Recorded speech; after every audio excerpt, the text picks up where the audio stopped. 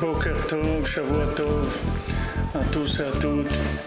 Bezrat Hashem, une excellente semaine. Je m'excuse pour le retard. On était dans une mitzvah que le temps on ne pouvait pas faire autrement que de la faire de suite.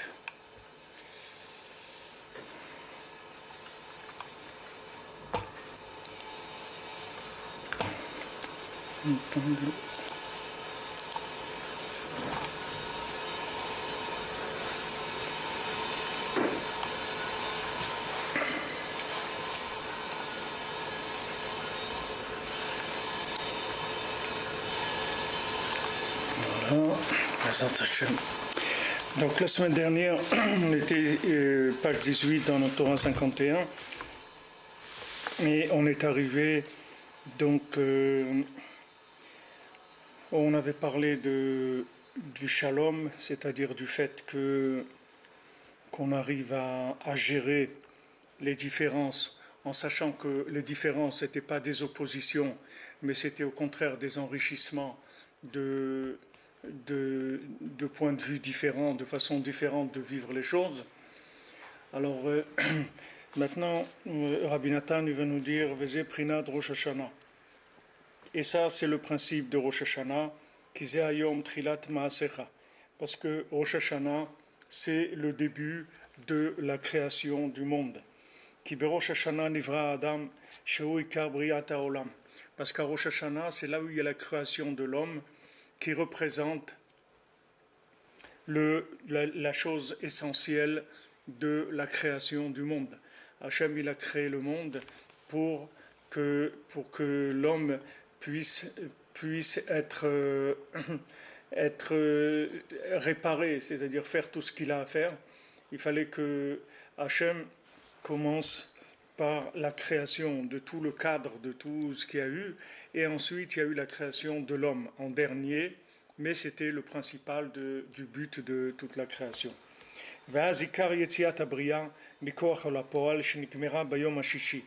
Donc à ce moment-là, c'était le principal de la création du monde, c'est-à-dire que le monde est sorti du Koach et la Poal, c'est-à-dire que le monde a commencé à exister de façon concrète et tout ce qu'il y avait avant, c'était juste une préparation. Donc le vendredi, là, quand l'homme a été créé, c'est là où il y a eu l'aboutissement de tout ce qu'il y avait eu avant. Tout ce qu'il y avait eu avant, ça n'était que de la préparation pour cela. Sheaz nivra Adam, shehu ikar kol habriya.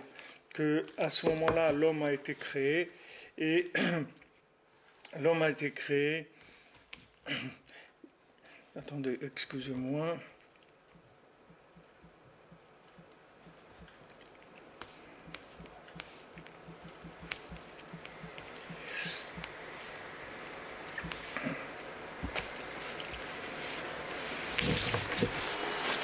L'homme a été créé le vendredi, donc tout ce qui avait été fait avant, c'était pour que l'homme soit créé. Une fois que l'homme a été créé, alors on a atteint la concrétisation de tout ce qu'il y avait eu avant, qui n'était qu'une préparation en fait. Valken azikar avodat tzadike emet leikarel achar abriya bekodem abriya. Donc maintenant qu'il y a eu c'est-à-dire ce moment-là de la création de l'homme, alors on va prendre tout ce qui a été fait avant et tout ça on va l'inclure avec avant la création. Si vous voulez, au moment de Bereshit, on ne sait pas trop encore où on va. C'est-à-dire on voit Hachem il crée le ciel, la terre, et tout ce qu'il y a dans le monde, les plantes, tout ce qu'il y a, les animaux, etc. Maintenant, quand l'homme arrive, que l'homme, c'est la concrétisation de la raison pourquoi a été créé tout ce qu'il y avait avant, à ce moment-là, voilà le sens de l'humanité. D'accord ?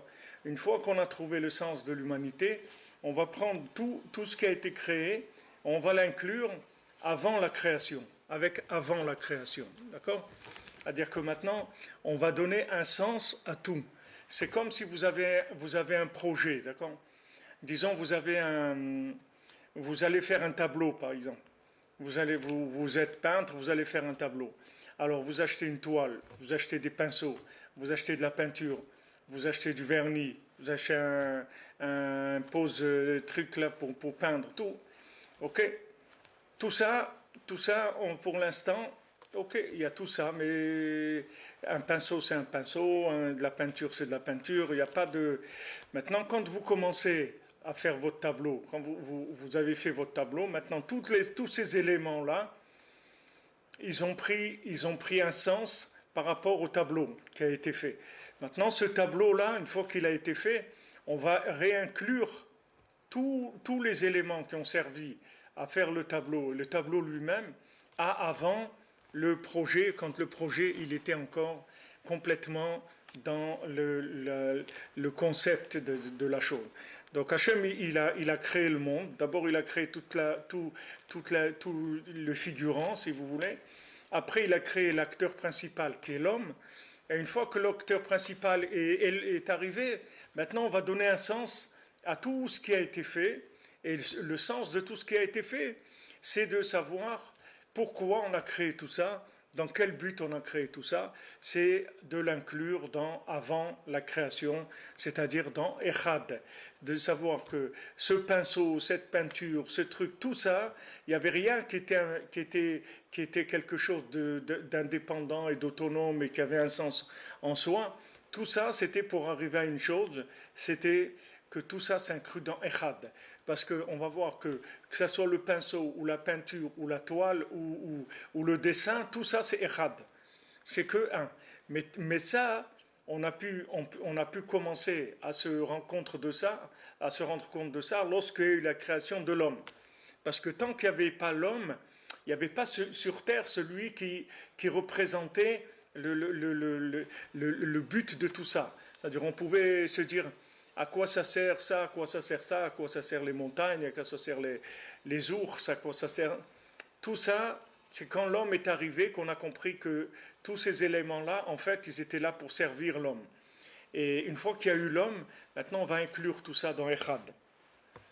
Chez Avodah Gdola Meod. Alors maintenant, qu'est-ce qu'ils font les tzadikim? Les tzadikim à Rosh Hashanah, ils incluent tout dans un. C'est ça le travail des tzadikim.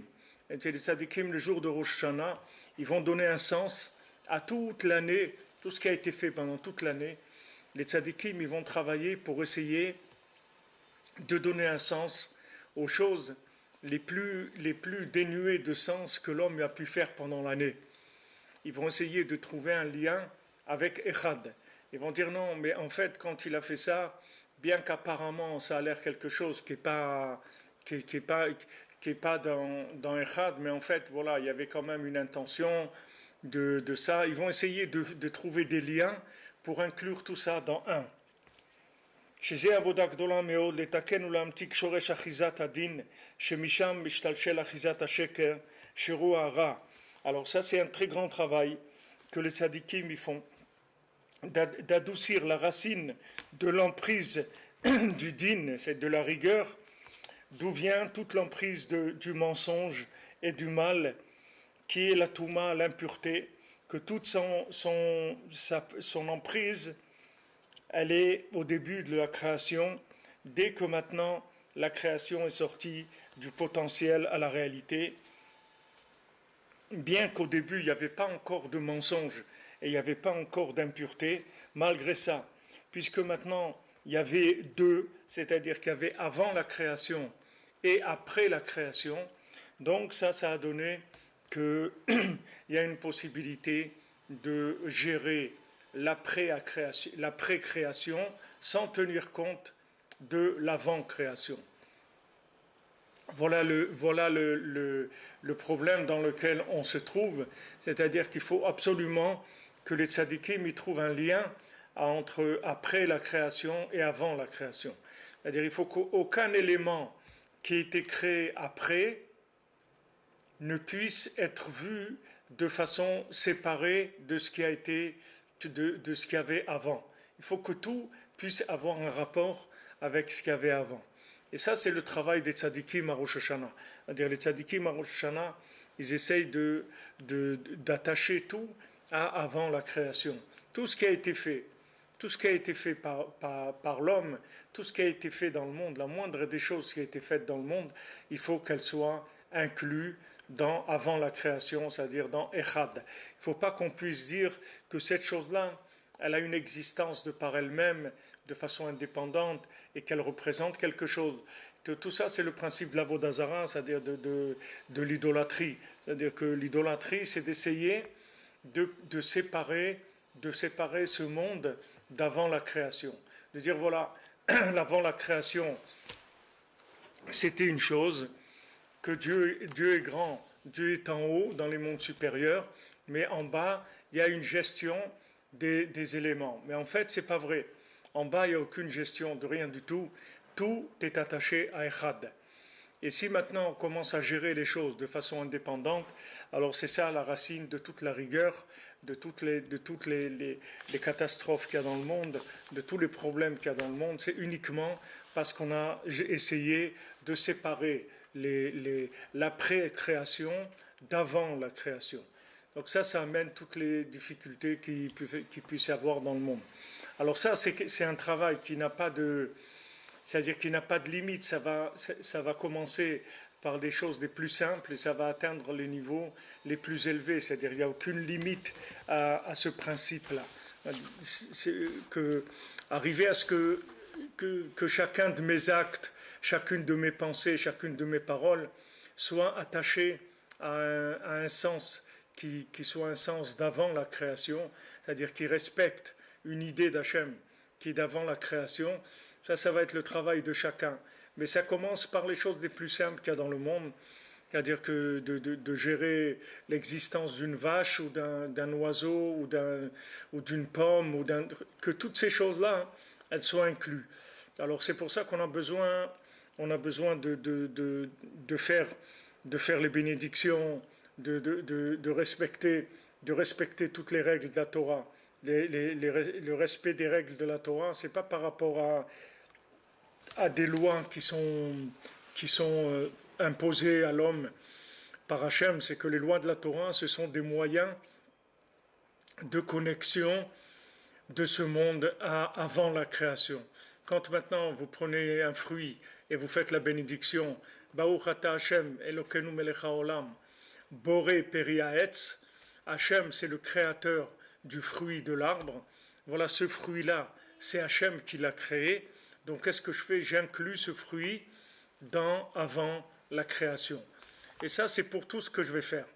Tout ce que je vais faire, je vais inclure tout avant la création. Maintenant, le domaine le plus sensible, le plus résistant, le plus difficile, ça va être le domaine de l'argent. Puisque l'argent, c'est là où l'homme a son indépendance.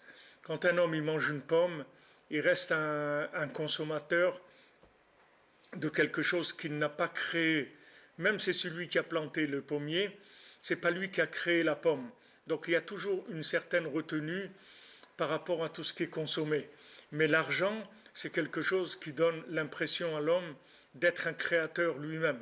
C'est-à-dire dans l'argent, c'est là où on va avoir le plus d'efforts à faire, puisque c'est là où on risque d'oublier avant la création. Puisque l'argent, c'est pas quelque chose qui a un rapport avec avant la création de façon évidente. Si maintenant vous prenez tous les éléments qu'il y a dans le monde, quand vous voyez un oiseau, ou quand vous voyez une vache, ou quand vous voyez une pomme, tous ces éléments-là, c'est des éléments vivants que vous voyez bien qu'il y a quelque chose derrière ça. Donc c'est pas très difficile de remonter le fil pour retrouver qu'il y a un créateur par rapport à ces choses-là. Mais maintenant, quand il s'agit de l'argent, alors l'argent c'est une création de l'homme et c'est quelque chose qui donne à l'homme l'indépendance, le pouvoir.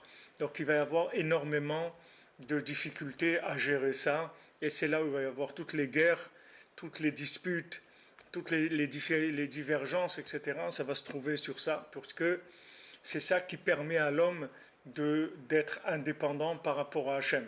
Donc c'est là où il va y avoir le plus de guerre et c'est là où on devra faire le plus attention.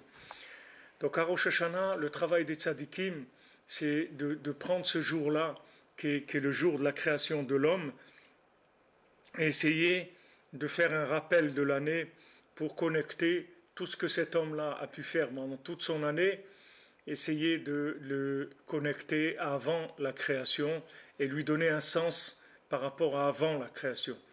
Parce que si on n'arrive pas à donner un sens à ce que l'homme fait dans l'année par rapport à avant la création, alors ça crée de la rigueur.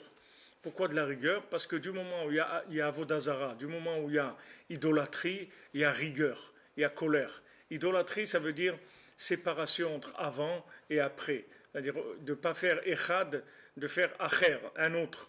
De dire qu'il y a bête de Bereshit, c'est-à-dire de dire qu'il y a deux mondes. Un monde d'avant et un monde d'après. Mais en fait, il n'y a pas deux mondes, il n'y en a qu'un seul. Ce monde-là, c'est une application du monde d'avant. Mais ce n'est pas un monde qui est livré à lui-même. Ce n'est pas un monde qui est en freelance. Ce n'est pas un monde qui se comporte de façon indépendante. Maintenant, bien sûr, le travail de l'homme, ça va être d'utiliser son libre arbitre pour connecter tout, parce qu'il a un libre arbitre. Ce libre arbitre, c'est de choisir la connexion ou pas. Et c'est là où on a le libre arbitre. Soit on vit connecté, soit on ne vit pas connecté. C'est-à-dire que Rabbi Nachman il dit que si maintenant tu pries pour ta parnassa, alors ta parnassa elle vient d'avant la création. Si tu pries pas, alors tu reçois une parnassa comme une vache. La vache aussi elle a sa parnassa. Il n'y a pas que toi. Même un moustique il a sa parnassa. Même un rat il a sa parnassa. Même une grenouille elle a sa parnassa. Seulement la grenouille elle ne prie pas pour avoir sa parnassa. C'est la seule différence qu'il y a entre un homme et une grenouille.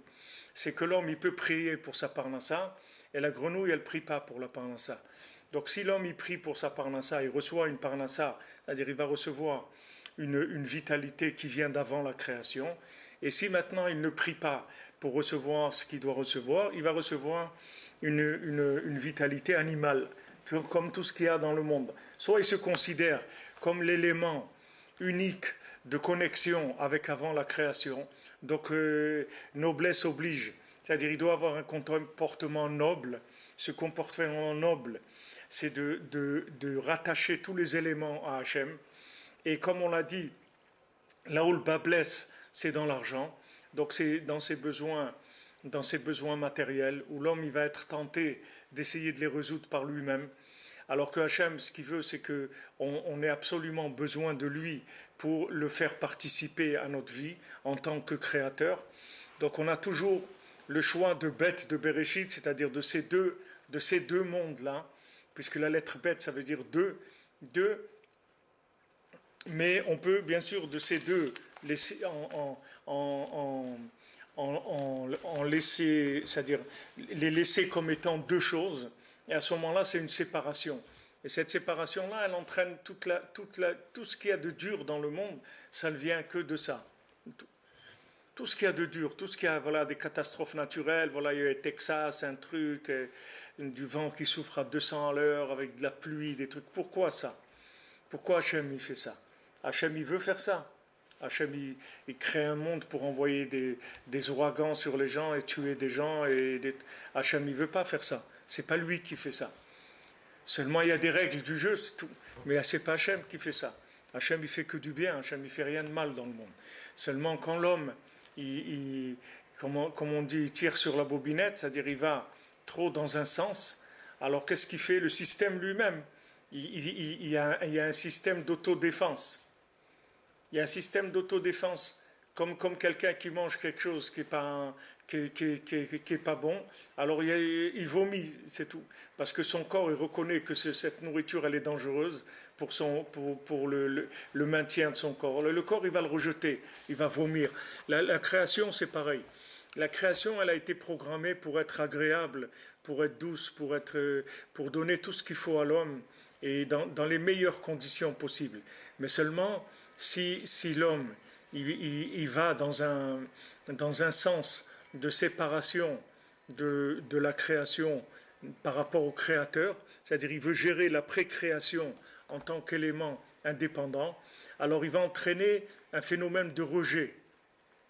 Parce que la création elle-même, elle ne peut pas supporter de ne pas être liée à son créateur. la création, elle est marquée dans sa mémoire intérieure, elle est marquée de la présence divine. Parce que c'est la présence divine qui l'a créée, c'est Hachem qui la maintient et qui lui donne la vitalité. Donc maintenant, si l'homme, il sépare le monde d'Hachem, alors toute la nature, elle commence à devenir hostile à l'homme. Il y a une hostilité. Comme Caïn, quand il a tué Ével, alors Hachem il lui a dit, là où tu vas aller, toute la terre entière, elle va être contre toi. Là où tu vas aller, tout va venir contre toi.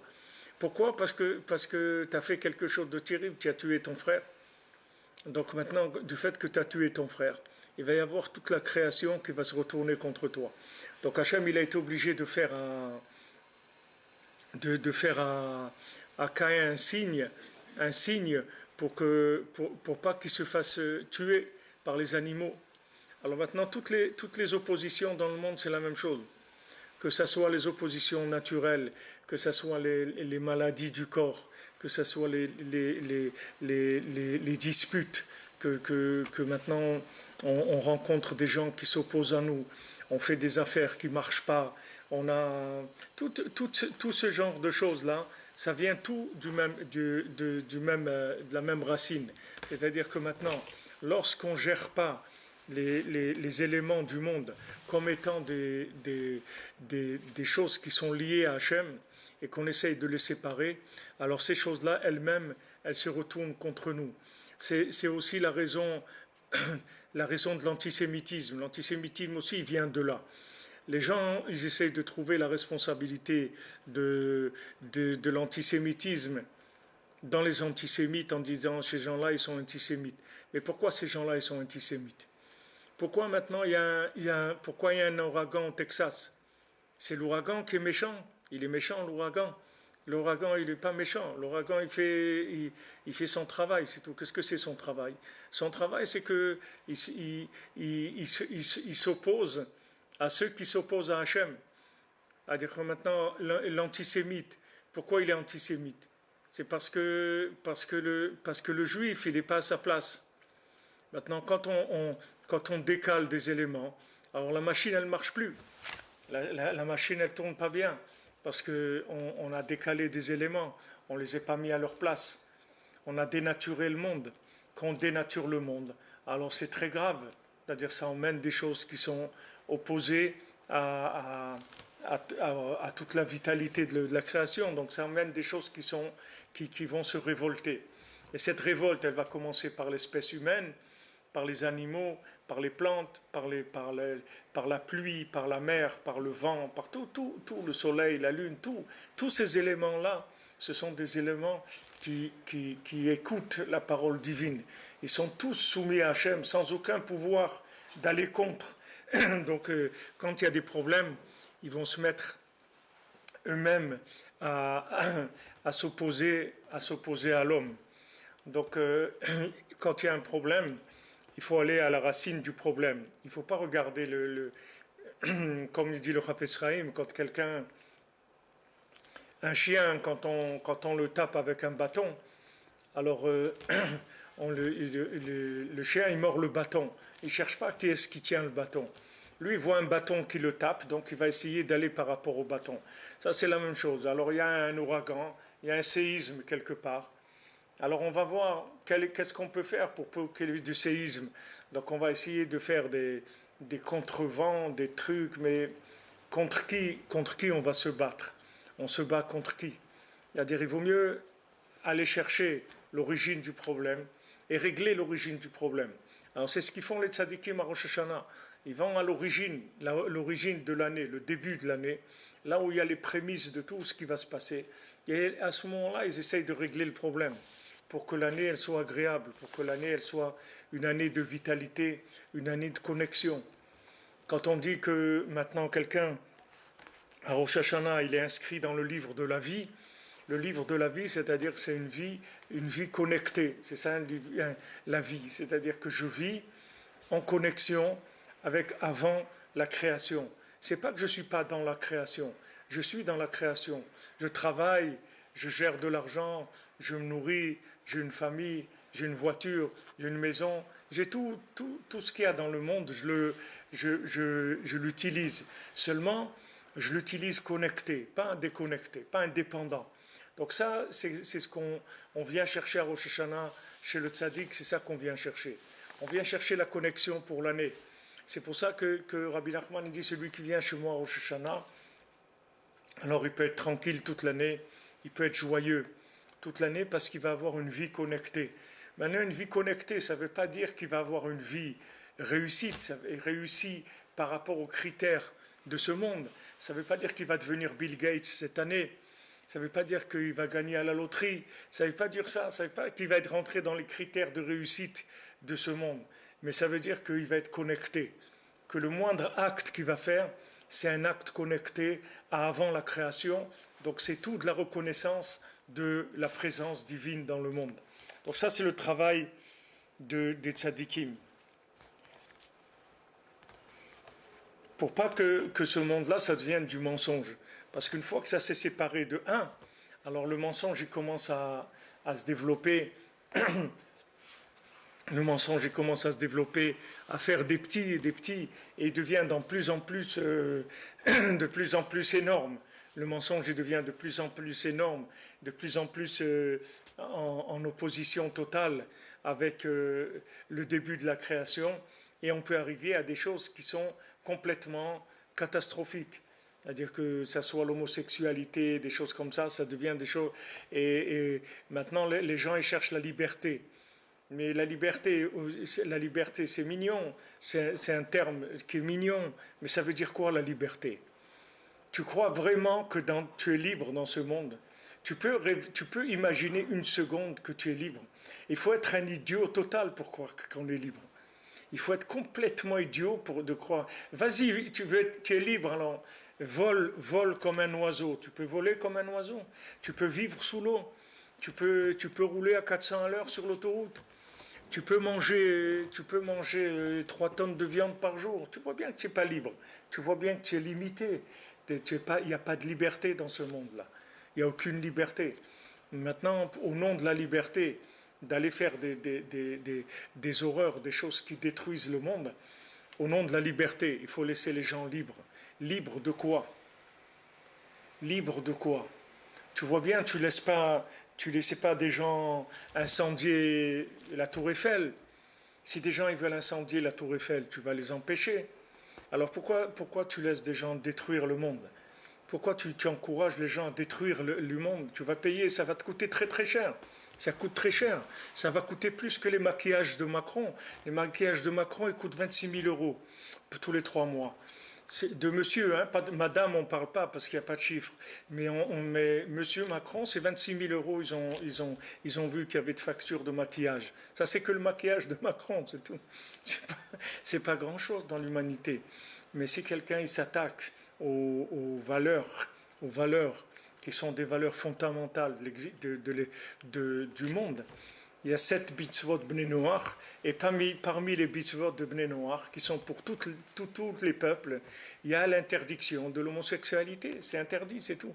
C'est interdit pourquoi? Parce que c'est quelque chose qui va détruire le monde, parce que c'est quelque chose qui va séparer le monde d'avant la création, puisque maintenant ça n'a aucun rapport avant la création. Donc on va se trouver en opposition, comme quelqu'un qui a présenté un plan à la mairie pour construire sa maison. Et maintenant, quand il a présenté les plans, il y avait 2 étages. Et maintenant, il a construit 3 étages. Le 3e étage, il n'avait pas d'autorisation pour le construire. Donc la mairie, elle va venir, elle va lui détruire son 3e étage. Il va falloir qu'il paye pour ça, ou qu'il trouve un arrangement. Mais ça, ce n'était pas prévu dans le plan. Donc quand Hachem, il a donné un plan de vie dans ce monde, ce plan de vie, il est pour le bien de l'homme. Qui est-ce qui connaît le bien de l'homme? C'est celui qui l'a créé. Ce n'est pas celui qui vit dans le monde.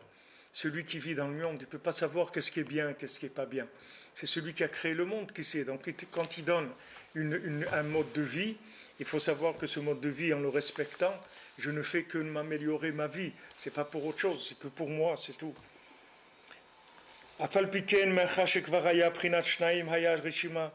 הרשימה שנשתשל משם השקר שהוא הטומאה. Donc maintenant, du moment où il y a eu deux, il y a eu avant la création et après la création, de là on peut partir dans après la création et dévier complètement de avant la création. Et quand on dévie, tant que cette déviation elle est rattrapable, donc Hachem il laisse faire, mais quand cette déviation elle devient irrattrapable, alors là on commence à rentrer dans des choses qui sont extrêmement dangereuses pour le maintien de l'humanité. Et il n'y a personne qui peut dire, voilà, je vais faire ce que je veux, parce qu'il n'y a personne qui peut faire ce qu'il veut dans ce monde. On est comme dans un bateau, où si quelqu'un il fait un trou dans le hublot de sa chambre, il ne peut pas dire c'est ma chambre, j'ai envie de faire un trou, parce qu'il va faire couler le bateau. Et on est tous dans le bateau. Donc maintenant, quand des gens ils entraînent des catastrophes naturelles et des choses qui viennent, qui sont des interventions surnaturelles par rapport à l'homme, il faut savoir qu'il y a des responsables de ces choses-là. Ce n'est pas des choses qui viennent comme ça. C'est des choses qui sont préméditées, qui sont faites par le comportement humain. C'est-à-dire quand l'homme il dépasse dans son comportement humain ce qui est supportable par avant la création, alors il y a des catastrophes qui viennent. Et ça, c'est pas Hachem qui fait. Ça, c'est le système de gestion du monde. C'est pas Hachem qui veut ça. Hachem, il veut pas ça. Hachem, il veut que du bien. Seulement, il y a un respect de certaines règles. Si quelqu'un il se met un coup de bâton sur la tête, il va avoir mal. Bien qu'Hachem, il ne veut pas qu'il se mette un coup de bâton sur la tête. Mais il est libre. S'il veut s'assommer, il peut s'assommer. Il est libre. Il est libre. Hachem lui a donné le libre arbitre. Donc l'homme, il est libre de détruire le monde. Jusqu'à une certaine limite. Une certaine limite où Hachem il va rattraper les choses. Mais dans le vécu, ça fait de la souffrance dans le vécu journalier. על כן עיקר גמר התיקון של כל הדברים שבכל הבריאה כולה הוא רק על ידי הצדיקים שיש להם כוח לעלות משם עד תחילת הבריאה. Donc maintenant, comment on va terminer la réparation de toutes les choses qui se trouvent dans le monde, c'est uniquement grâce à ces tzadikim-là que eux, ils ont la force de faire monter de là-bas tous les éléments jusqu'au début de la création. C'est-à-dire qu'ils sont capables de prendre n'importe quelle chose qu'il y a dans le monde et la ramener à avant la création. Chez Mishan Mishtalter Chizat HaSheker, que de là-bas a commencé l'emprise du mensonge. Si maintenant je prends un élément et cet élément, j'arrive à le rattacher à son origine, je peux plus mentir sur cet élément, puisque maintenant cet élément il est rattaché à son origine. Prenez quelqu'un maintenant, prenez quelqu'un dans le monde, un individu. Maintenant cet individu, vous pouvez dire voilà, ce monsieur-là, c'est un Yougoslave, ok? C'est un Yougoslave qui était là, etc. Ok, vous pouvez raconter sur lui ce que vous voulez. Si maintenant on amène ses parents et ses grands-parents et on amène son arbre généalogique, vous allez voir d'où il vient. Vous ne pourrez plus dire il est un Yougoslave, ou il est un Turc, ou il est un si. Vous allez voir quelle est sa véritable identité. Maintenant, chaque chose qui a été créée, il y a eu un début où elle a été créée. Si on arrive à ramener la chose à ce début-là, on a réglé toutes les fausses interprétations qu'il y a pu avoir dans le monde par rapport à cette chose-là. Rabbi Nachman il dit, voilà, simplifie, on va simplifier. On va simplifier les choses. Quand on va simplifier les choses, qu'est-ce qu'on va faire? On va ramener les choses à leur identité d'origine. C'est-à-dire que cette chose au début, elle a été créée avec une certaine nature. Il y a une nature des choses. Il y a une nature de l'homme, il y a une nature de la nourriture, il y a une nature du mariage, il y a une nature des enfants, il y a une nature du travail. Il y a des natures, c'est des choses qui ont été créées avec une certaine nature au départ. C'est-à-dire que elles sont, si on voit le côté naturel de la chose, voilà ce que c'est. Maintenant, comment vous pouvez arriver le plus près des choses naturelles? c'est la simplicité. C'est-à-dire, quand vous simplifiez la chose, vous allez vous rapprocher du sens original de la chose. Alors que quand vous allez commencer à compliquer, vous allez vous éloigner du sens original de la chose.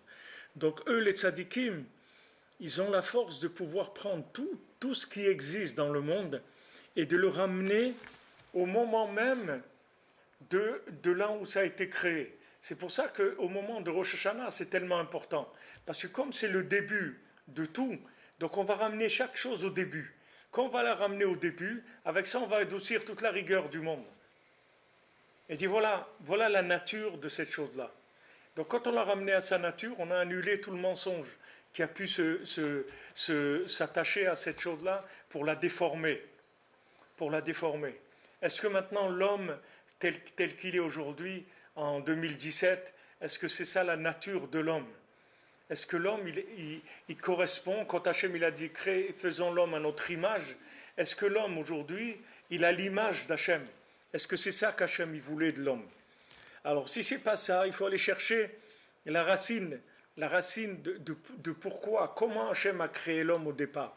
Quelle était son apparence, c'est-à-dire son apparence, sa raison d'être, etc., sa façon de se comporter. Maintenant, plus on a compliqué et plus on a développé le mensonge. Plus on a compliqué, plus le mensonge se développe. כי כל זמן שאין מתקנים למעלה, האחיזה הדקה מן הדקה, שאינה נתפשטת במוח כלל, שמשם נאחז השלות השקר, parce que tant que maintenant il n'y a pas eu une réparation dans l'origine de la chose, c'est-à-dire que tant que les tzadikim ils sont pas montés à la racine de chaque chose, là où avant que l'homme il puisse même pas réaliser la chose dans son esprit, avant que la chose descende dans l'esprit humain, dans sa racine même, avant que l'homme puisse prendre conscience de cette chose-là, que de là-bas il y a une emprise du sheker, du mensonge, bien qu'en bas on puisse beaucoup réparer l'emprise du mensonge en bas, la réparation n'est pas parfaite. La réparation n'est pas parfaite parce que tant que maintenant j'ai utilisé des réparations qui sont temporelles dans le temps, ce n'est pas une réparation parfaite. La réparation parfaite, il faut aller à la racine de la chose. Et la racine de la chose, elle ne se trouve pas dans le temps de façon consciente. Elle se trouve juste au début, quand je vous ai dit Shabbat, c'est-à-dire juste au début de la chose. La source, elle n'est pas dans le temps. Le tzaddik, il n'est pas dans le temps. Le tzaddik, il a une partie de lui qui est dans le temps, mais il a une partie de lui qui n'est pas dans le temps du tout. Et quand il répare la chose dans le bête de Bereshit. Vous voyez, dans le bête de Bereshit, la barre du bête de Bereshit, elle donne sur les deux côtés. Le bête de Bereshit, il donne, on peut regarder avant et on peut regarder après. Après, le bête, il est fermé, c'est ce monde-là. Mais avant, comme une parenthèse, comme si vous faites une parenthèse. Alors une parenthèse, elle ouvre sur l'intérieur. Mais avant la parenthèse, il y avait quelque chose. Le tzaddik qui se trouve là, vous voyez, dans la barre de la parenthèse, c'est-à-dire qu'il a une vue sur avant et il a une vue sur après. Donc maintenant, qu'est-ce qu'il fait le tzaddik? Il va à la racine de la chose avant qu'elle prenne forme. Comme dans la médecine, vous voyez, aujourd'hui, ils arrivent à voir dans le fœtus, par exemple, au bout d'un mois ou 2 mois ou 3 mois, ils voient déjà s'il y a une malformation dans l'enfant. Ils voient déjà s'il y a un problème moteur, ou dans les jambes, ou dans les bras, ils voient déjà s'il y a quelque chose, un problème. Alors imaginez-vous que maintenant on puisse intervenir là. On puisse réparer là, dans le fœtus. Réparer. Donc après, quand l'enfant il naît parfait, il n'a plus de problème. Mais dans la racine, il y avait un problème. Si on ne résout pas ce problème, après l'enfant il va naître avec le problème, il va commencer à réparer avec les outils de ce monde. Et la réparation, c'est rare qu'on arrive à réparer de façon parfaite, puisqu'on va être après coup, après qu'il y ait le problème.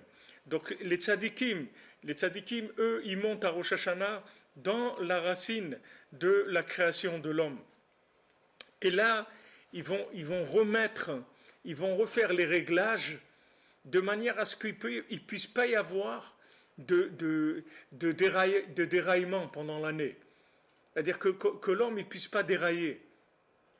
L'homme ne puisse pas dérailler. Rabbi Nachman, il a dit, du moment où tu es venu chez moi, même si tu fais des bêtises, maintenant, sache que ça sera sans main et sans pied. C'est-à-dire que tu ne pourras plus faire des bêtises comme avant. Pourquoi ? Parce que je t'ai réglé la chose dans l'origine. Comme les gens ils mettent des anneaux dans l'estomac pour ne pas manger. Il ne peut plus manger, ça y est, c'est fini. S'il veut manger, il mange 3 bouchées, ça y est, il est plein. Il ne peut plus manger. Il y a un anneau dans l'estomac, il ne peut plus. C'est-à-dire le tzaddik, c'est ce qu'il fait.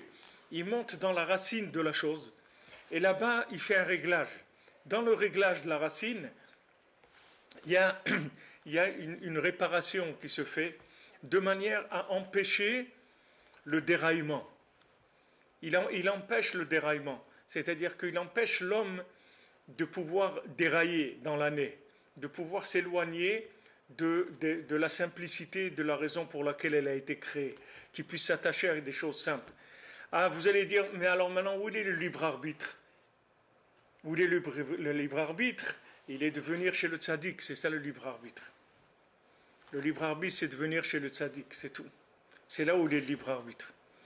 Le libre arbitre des frères de Yosef, c'est d'accepter Yosef en tant que maître de la génération ou pas. C'est là où va se situer le libre arbitre. Est-ce que maintenant tu cherches la réparation ou pas ? Si tu cherches la réparation, alors tu vas trouver le maître qui répare et il va te réparer. Maintenant, quand on va te dire, oui, mais c'est lui qui a fait la réparation, c'est pas toi. Il dit, mais moi, qu'est-ce que j'ai fait ? J'ai cherché celui qui pouvait me réparer. Quand maintenant j'étais chez le médecin, il m'a soigné. Qu'est-ce que c'est moi qui me suis soigné ? Non, c'est lui. Mais c'est moi qui étais chez lui. C'est moi qui ai décidé. Je pouvais rester dans mon lit. Je n'étais pas obligé d'aller.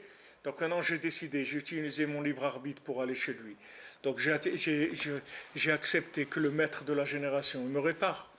Donc du moment où je me suis déplacé, j'ai été vers lui, ça suffit pour que ça s'appelle utiliser mon libre arbitre. Et au contraire, il n'y a pas une utilisation de libre arbitre plus grande que ça. Qu'est-ce que vous vouliez qu'il y ait de plus que ça, comme libre arbitre ? Le libre arbitre, ça va être quoi ? De me réparer tout seul ? Je ne peux pas. Je ne suis pas docteur, moi. Moi, je ne suis pas un docteur. Moi, je suis un malade. Moi, je ne suis pas un docteur. J'aurais pu être malade et docteur en même temps, mais je ne suis pas docteur. Je suis que malade, c'est tout. Donc, j'ai besoin d'un médecin. J'ai besoin d'un médecin de l'âme. Et ce médecin de l'âme, et lui, il va aller à la racine de ma maladie. Lui, il va pas commencer à traiter le problème comme quelqu'un qui veut résoudre son problème lui-même. Rabbeinu, il dit dans Sefer Hamidot, il dit que si quelqu'un il veut se réparer lui-même, d'accord ? Disons quelqu'un, il est coléreux, il est paresseux, il se laisse aller, il est dépressif, il a plein de problèmes. Okay. Maintenant, s'il veut résoudre lui-même son problème, il dit qu'il ne peut pas résoudre son problème. Parce que Rabbeinu dit c'est comme si quelqu'un il a un sac de nœuds et il tire sur les fils. C'est-à-dire il tire sur les fils, mais il ne fait que faire des nœuds, de plus en plus des nœuds. C'est-à-dire vous ne pouvez pas vous réparer vous-même. Même un médecin, il est obligé d'aller chez le médecin. C'est-à-dire vous ne pouvez pas vous réparer vous-même. Vous n'avez pas la possibilité de vous réparer vous-même. Si vous voulez vous réparer, il faut que vous ayez chez quelqu'un qui vous répare. Vous ne pouvez pas vous-même, qui avez le problème, trouver la solution vous-même à votre problème. Donc maintenant, quand on va chez le tzaddik, on va chercher la solution au problème. C'est notre façon de chercher la solution au problème. Et c'est la seule façon de chercher la solution au problème. Et tout dépend après comment on va... Après, il y a des centaines de niveaux. Comme on a de jeudi soir. Après, il y a des niveaux d'Emunat Rachamim. C'est-à-dire, quand je viens chez le tzaddik, il y a deux choses. Il y a le niveau d'accrédit. Comment je l'accrédite, le tzaddik ? C'est-à-dire, est-ce que Béhémet, je sais que le tzaddik, il peut me réparer complètement, il peut me changer complètement, alors il va me changer. C'est-à-dire, ça dépend de la émouna. La émouna, ça, c'est ça mon libre arbitre. Combien j'ai d'émouna? Quand Rabbi Nathan il est venu chez le Rebbe pour la première fois, hein, s'il faut se préparer avant d'aller chez le Sadiq, ouais, il faut se préparer. Il faut demander à Hachem que quand on arrive, alors on est là Emouna, que le Tzaddik qui nous répare et qui peut nous réparer complètement dans le moindre des détails de ce qu'on a, et qu'après on soit complètement soulagé et libéré, et qu'on sache que notre vie, maintenant, elle a été prise en main par le maître de la génération, et qu'on n'a plus de soucis à se faire, d'aucune inquiétude. Rabbi Nathan, quand il est arrivé chez Rabbeinu, il a eu des problèmes d'avoir des enfants. Il n'arrivait pas à avoir des enfants. C'était difficile. Alors une fois, il a demandé au Rebbe, il a dit, Rebbe, j'ai problème pour avoir des enfants, j'arrive pas. Alors Rabbeinu lui a dit, il y a besoin de chaises pour le Beth Midrash. Rabbeinu lui a dit, il y a besoin de chaises. Alors Rabbi Nathan, il a acheté des chaises. Combien de chaises il a acheté? Il a acheté 6 chaises. Et Rabbi Nathan, il a eu 6 enfants. Il dit, si j'avais su, j'en aurais acheté 12. Mais ça, c'est son libre arbitre après. Après, c'est son libre arbitre. C'est-à-dire que le tzaddik, il ne peut pas dire à chacun, voilà, ça, et ça, et ça. Après, chacun, il doit gérer son inyan. C'est-à-dire que chacun, l'engagement après, c'est quelque chose de personnel. Quelque chose de personnel, combien quelqu'un il va aider, combien il va participer, combien, quand je vous dis, voilà, quelqu'un, il participe à Rosh Hashanah, il aide des gens à venir qui n'ont pas les moyens, etc. Mais on peut pas aller dépasser la présentation des choses de manière à porter atteinte au libre arbitre de chacun. Il faut que chacun il sente en lui une inspiration. Et par rapport à ça, il va faire ce qu'il pense qu'il doit faire. Par rapport à la émouna qu'il a dans le tzaddik, par rapport à la émouna de ce que ça représente Rosh Hashanah, que Rabbi Nachman il a dit, mon Rosh Hashanah, c'est la chose la plus grande qui existe. Il n'y a pas plus grand que mon Rosh Hashanah. C'est-à-dire Rabbi Nachman il a passé son Rosh Hashanah au-dessus de tous les tikkunim, de toutes les réparations qui puissent exister dans toute la Torah entière. Le Rosh Hashanah de Rabbi Nachman à Ouman, c'est la chose la plus grande qui existe. Alors maintenant, chacun après, il a à lui de sentir qu'est-ce que ça veut dire plus grand. Après, qu'est-ce que c'est la chose la plus grande? Qu'est-ce que ça veut dire pour chacun? C'est là où il y a le travail. Quand vous demandez, quand Madame Anna demande de se préparer chez les tzaddik, ça veut dire après, c'est à moi préparer pour voir la profondeur. Je peux avoir ma barque sur l'eau et je pense qu'il y a 2 mètres, ou je pense qu'il y a 20 mètres, ou je pense qu'il y a 2000 mètres, ou je pense qu'il y a 20 000 mètres de profondeur. Je ne sais pas. Après, ça, chacun la profondeur, le relief, c'est chacun qui le ressent. Maintenant, sachez que plus vous ressentez de la profondeur et du relief, et plus que ce que vous allez recevoir, ça va être grand. Si vous pensez que le tzaddik, c'est quelqu'un qui est capable de vous obtenir votre conjoint pour vous marier, alors c'est ça que vous allez obtenir. Si vous pensez que le tzaddik, il peut vous réparer jusqu'à Adam Arishon, réparer votre âme de manière à ce qu'elle n'ait plus besoin de venir ici, et que quand à 120 ans vous allez mourir, vous allez directement aller dans votre place, dans le paradis, dans la place la plus optimisée de votre âme, alors vous allez obtenir autre chose. Ça dépend de l'approche que vous avez.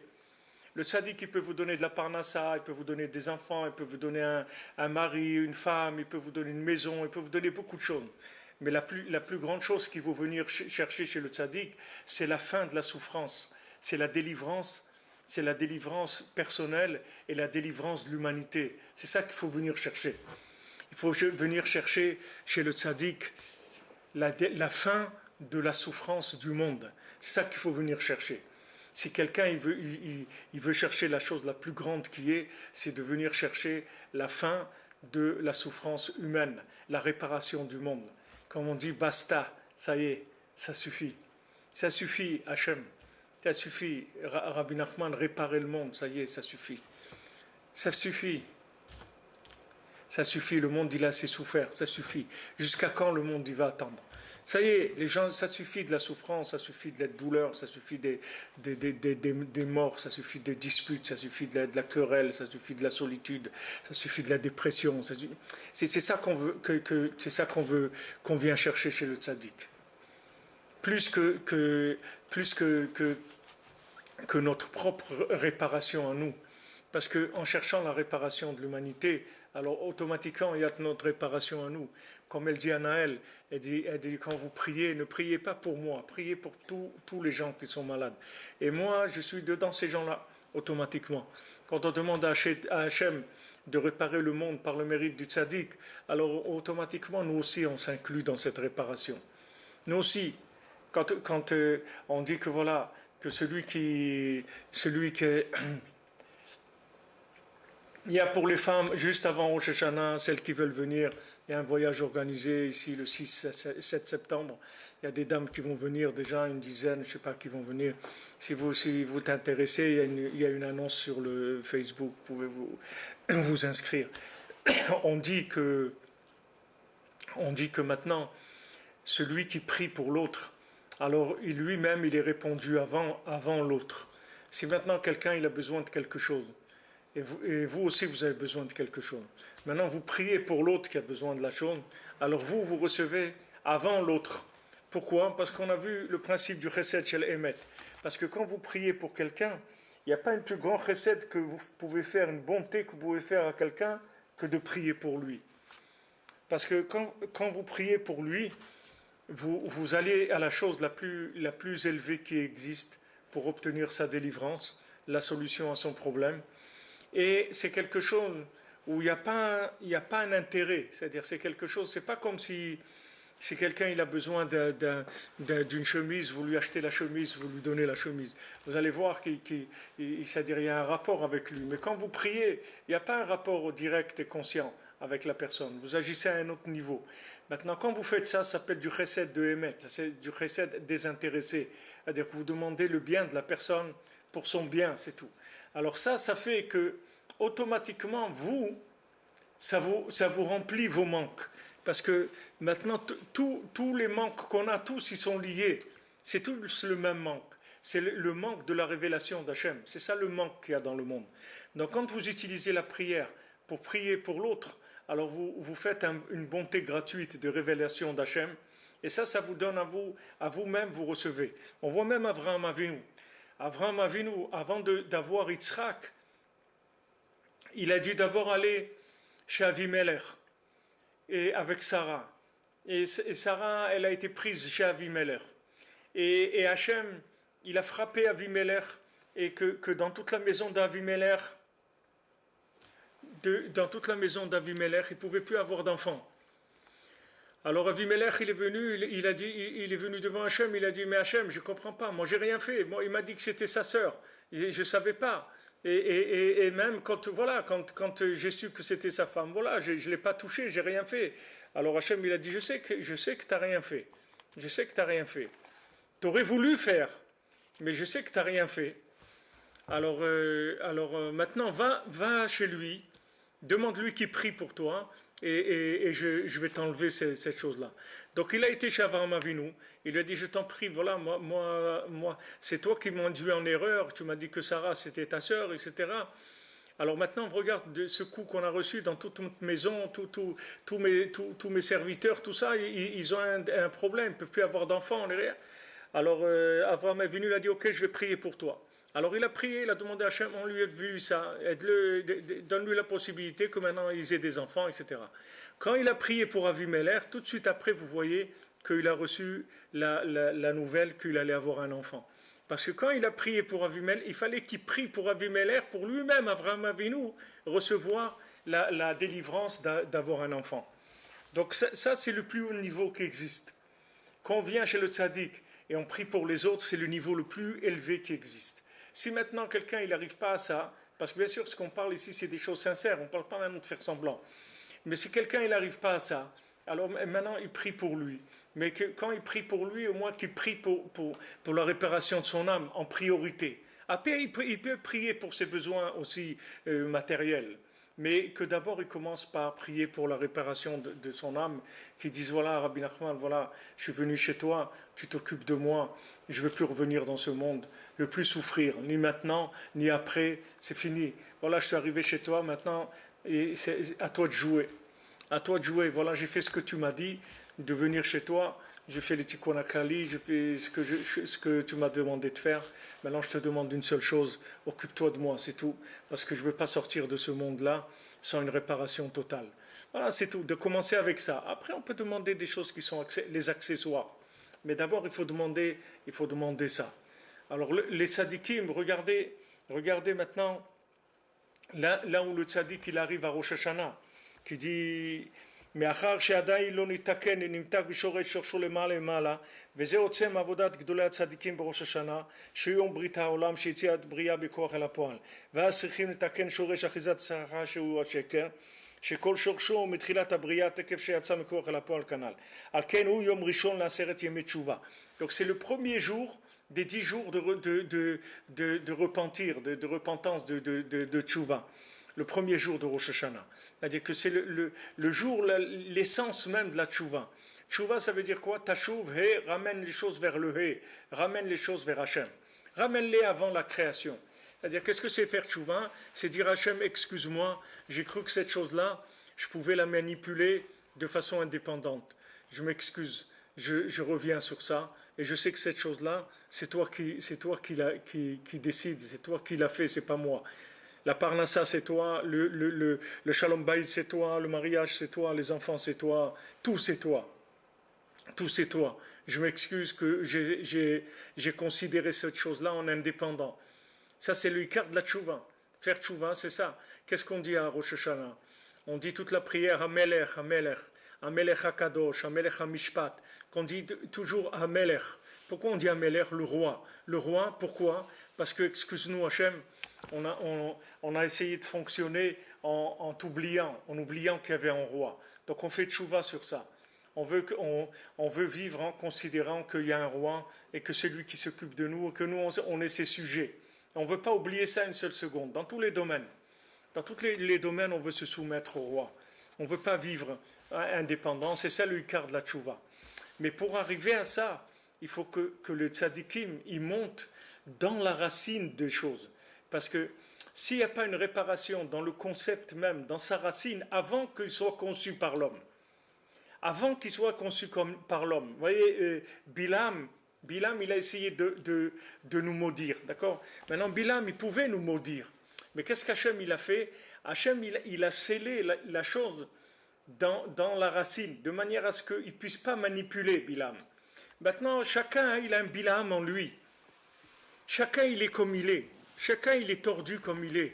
C'est-à-dire que vous ne pouvez pas demander à quelqu'un d'être quelqu'un d'autre que ce qu'il est. Chacun, il a ses qualités et ses défauts. Et on a beaucoup de défauts, et on a beaucoup de maladresse, et on a beaucoup d'addictions, etc. Donc, quand la chose, elle descend en nous, l'énergie, elle descend en nous, c'est impossible que cette énergie, elle ne prenne pas la forme de ce qu'on est. C'est impossible, parce qu'on est comme on est. Il y a une possibilité que la chose, elle arrive en nous, et qu'elle ait une forme préambulaire ou déjà préparée. C'est que le tzaddik il monte et il répare la chose dans son origine avant qu'elle n'arrive à nous. Donc quand la chose elle arrive à nous, elle arrive déjà complètement mise en place.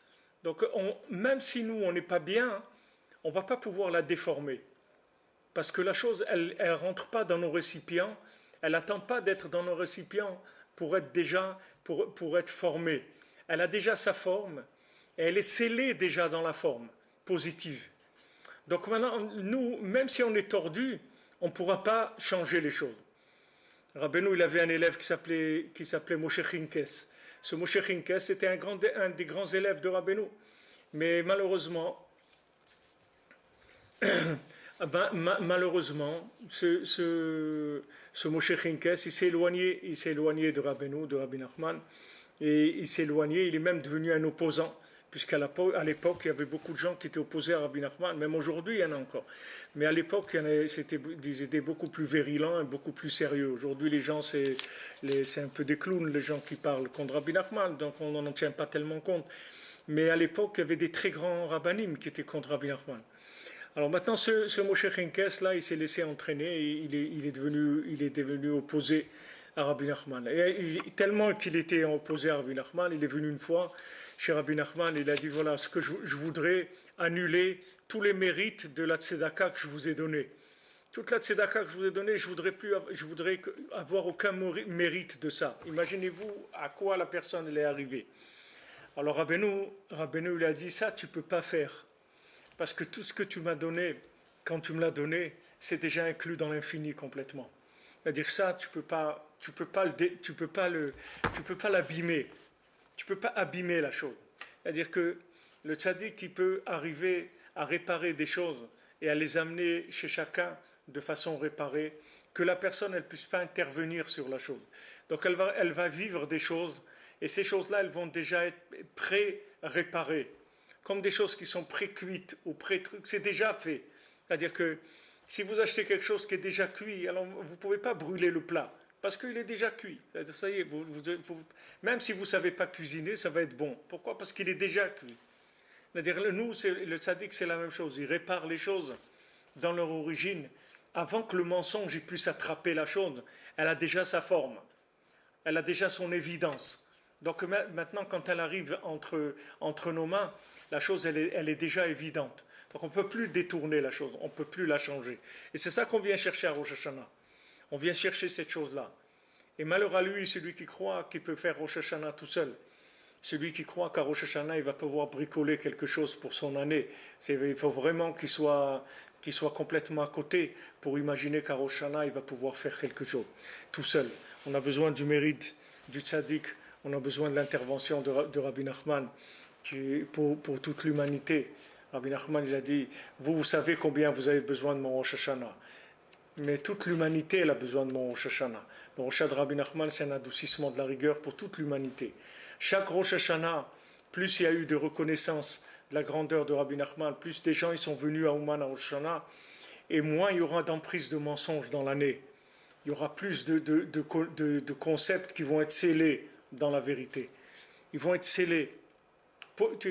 Il y a des connaissances qui peuvent arriver chez vous qui sont scellées. Vous ne vous rendez pas compte. Vous ne vous rendez pas compte. Mais il y a une chose qui peut arriver chez vous, elle est déjà scellée.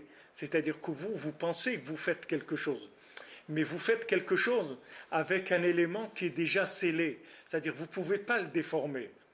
Il peut venir chez vous, par exemple, l'idée de vous convertir, l'idée de monter en Israël, l'idée de vous marier, l'idée de donner la tzedaka. Vous croyez que c'est vous qui faites cette chose-là. Mais c'est pas vous.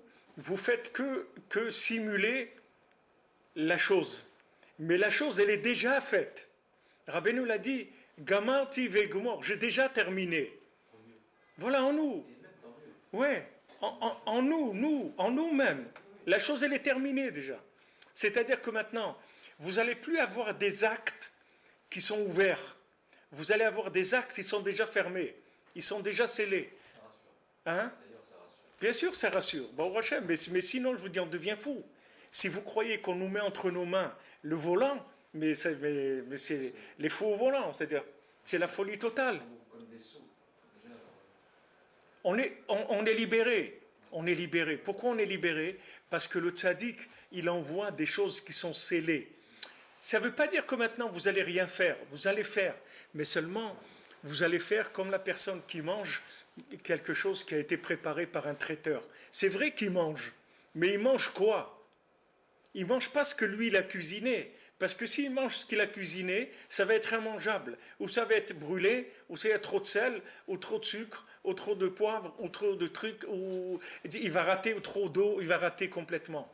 Maintenant, le tzaddik, il vous prépare la chose. C'est ça que Rabbi Nachman, il a dit, Gamarti ve'egmor, j'ai déjà terminé, et je vais terminer.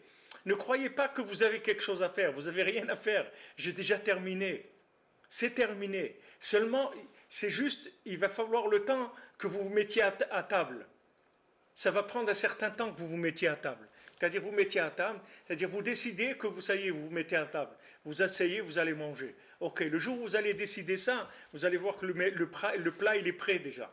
Il est entièrement cuit, il est entièrement assaisonné comme il faut, tout est impeccable. C'est-à-dire que maintenant, il va venir à un moment, chez vous, l'envie de faire quelque chose. Vous allez arriver à une maturité, vous allez arriver à une maturité, vous décidez de faire tchouva, vous décidez de vous convertir, vous décidez de monter en Israël, vous décidez de faire une chose, un bon acte, une tzedaka, quelque chose. Alors vous pensez que vous allez faire cette chose-là. C'est vrai que vous allez faire cette chose-là, mais cette chose-là, vous allez la faire de façon parfaite. Mais ce n'est pas parce que vous êtes parfait, c'est parce que la chose, quand elle arrive chez vous, elle a déjà été manipulée. C'est-à-dire, elle a été déjà manipulée et scellée. Donc, vous ne pouvez pas la toucher. Même que vous êtes complètement tordu, vous ne pouvez pas déformer la chose.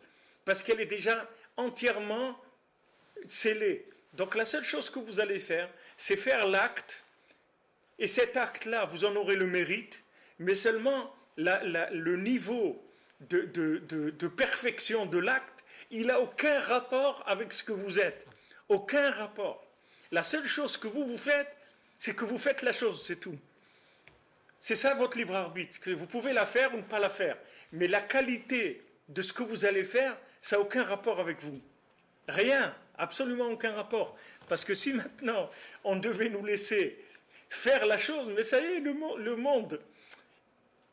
Et réfléchissez. Je n'ai pas nettoyé mes lunettes, hein, je n'ai pas pris de stylo non plus. Et réfléchissez une seconde. Maintenant, il y a eu très simplement, il y a eu des tzadikim dans le monde, oui.